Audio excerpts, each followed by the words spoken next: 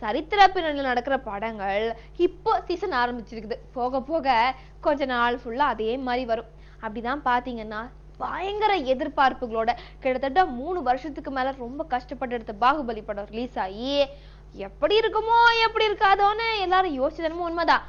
இப்படி இருக்கும்போது அப்ப புலி படமும் இது மாதிரிதான் இருக்குமான்னு பயங்கர சந்தேகம் எழும்பி இருக்கா. இப்படி இருக்கும்போது இந்த படத்துல பிரஸ் மீட்ல சிம்புதேவன் என்ன சொல்லியிருக்காருன்னா, ஹீரோவா எனக்கு இளைய தளபதியோட ஒர்க் பண்ணது வந்து great experience. One of the என்ன சொல்றது பெரிய பெர்ஃபெக்ஷனிஸ்ட் அப்படின்னு சொல்லியிருக்காரு. அது மட்டும் இல்லாம ஒரு கிரியேட்டருக்கு கேட்டது எல்லாம் கிடைக்கும் போது அதை விட சந்தோஷம் எதுவும் இருக்க முடியாது. இவ்வளோ பேசணும் நம்ம சிம்புதேவன் பாகுபலி படத்தை பத்தியும் சொன்னாரு. என்னன்னா உண்மையிலே பாகுபலி மிகச்சிறந்த படம், ஒவ்வொரு இந்தியனும் பெருமைப்படக்கூடிய விஷயம்.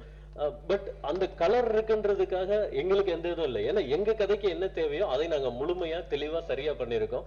இதுவும் ஒரு பிரம்மாண்டமான, இது வேற ஒரு கைண்ட் ஆஃப் என்டர்டெய்னரா இருக்கும். நீங்க படம் பார்க்கும்போது அந்த ஒப்புமை உங்களுக்கு புரியும் அப்படின்னு சொல்லி அவர் நிறைவுடைய முடிச்சுக்கிட்டாரு.